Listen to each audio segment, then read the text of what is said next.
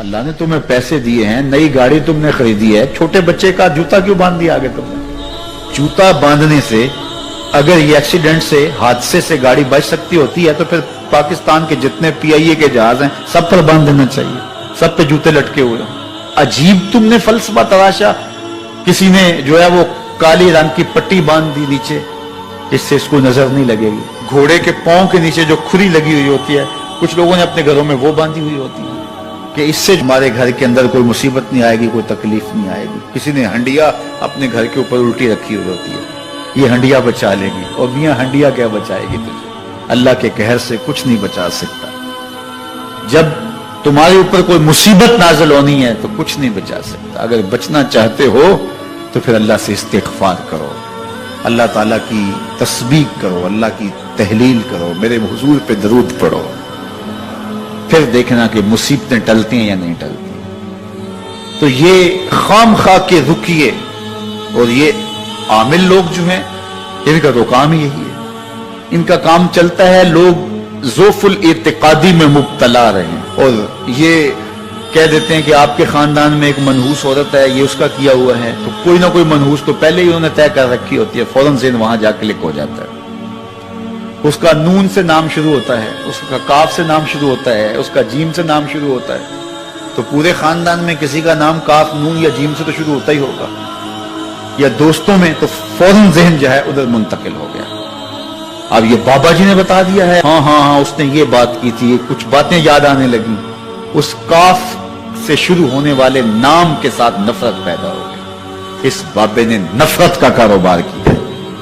اس نے تو 100 روپے 200 روپے لے لیے, لیکن 2 انسانوں کے اندر نفرت ڈال دی. اس کا گریبان کل قیامت کے دن پکڑا جائے گا. ان ملنگوں کے پاس, ان ذوف الاعتقادی کو پھیلانے والوں کے پاس کبھی نہ جاؤ. تمہیں مصیبت پڑی ہے, تمہیں لگ رہا ہے کہ شاید میرے اوپر جادو ہے, تو پڑھو نا سورہ بقرہ,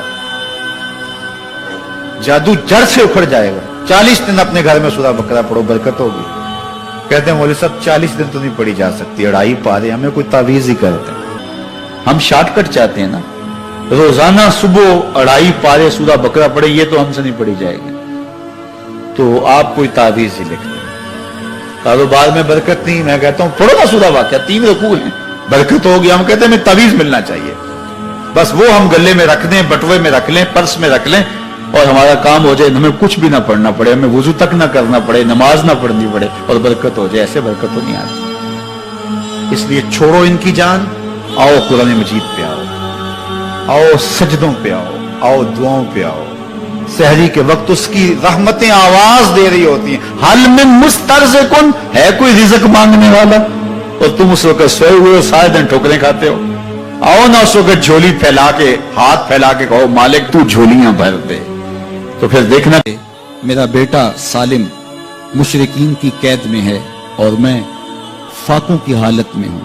تو فرمایا آل محمد کے پاس 1 سیر جو ہیں, بس اس کے علاوہ ہمارے پاس بھی کھانے کے لیے دنیاوی اسباب نہیں ہیں. کہا صبر کرو اور اللہ سے ڈرو, اور لا حول ولا قوت الا باللہ کثرت کے ساتھ پڑھو. یہ ایسا وظیفہ ہے, ایک حدیث پاک میں آتا ہے کہ یہ 99 بیماریوں کا علاج ہے. اس میں سب سے کم درجے کی بیماری ہم اور غم ہے.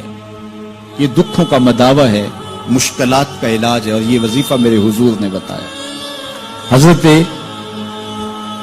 ابو ذر غفاری رضی اللہ تعالیٰ عنہ کو حضور نے 5 چیزیں بتائی تھی. ان میں سے 5ویں چیز یہ تھی کہ ابو ذر کثرت کے ساتھ لا حول ولا قوت الا باللہ پڑھا کرو. فرمایا عرش الہی کے نیچے ایک خاص خزانہ ہے, یہ وظیفہ وہاں سے آیا ہے. یہ زندگی میں معمول بنا لو, جب پھنس جاؤ, مشکلات میں آ جاؤ, تو لا حول ولا قوت الا باللہ پڑھو, اللہ راستے کھولے گا. تو حضور نے 3 چیزیں فرمائی, اللہ سے ڈرو, صبر کرو, اور کثرت کے ساتھ لا حول ولا قوت الا باللہ پڑھو. وہ فرماتے ہیں کہ میں یہ عمل شروع کیا, ابھی گھر میں بیٹھا ہی تھا کہ دروازے پہ دستک ہوئی, تو میں اٹھا کہ دروازہ کھولوں دیکھوں کہ کون ہے. تو دروازہ کھولا, دیکھا میرا بیٹا کھڑا ہے اور اس کے پیچھے 100 اونٹ کھڑے ہیں. تو میں نے کہا کہ تم اور یہ اونٹ؟ کہا مجھے موقع لگ گیا, میں ان کی قید سے بھاگ آیا. وَيَرْزُقْهُ مِنْ حَيْثُ لَا يَحْتَسِبُ، وہ تمہیں وہاں سے رزق دے گا جہاں سے تمہیں گمان بھی نہیں۔ اس کے ہو کے تو دیکھو، اللہ اکبر، اللہ کے ہو جاؤ تو پھر وہ تمہاری ضرورتوں کا کفیل ہو جائے۔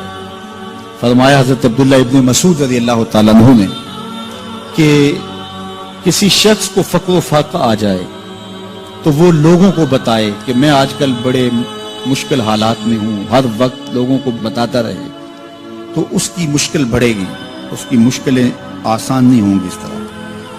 اور اگر وہ اپنی اس مشکل کو کسی سے شیئر نہ کرے بلکہ مصلی بچھا کے اپنے رب سے کہے کہ مالک فقر و فاقہ آ گیا ہے اور اس کا علاج تیرے پاس ہے، اس مرض کا مداوع تیرے پاس ہے۔ حضرت عبداللہ ابن مسعود فرماتے ہیں کہ رسول کریم نے فرمایا جلد یا بدیر اللہ اس کو مالا مال فرما دے۔ یہ بھی کبھی کر کے دیکھو۔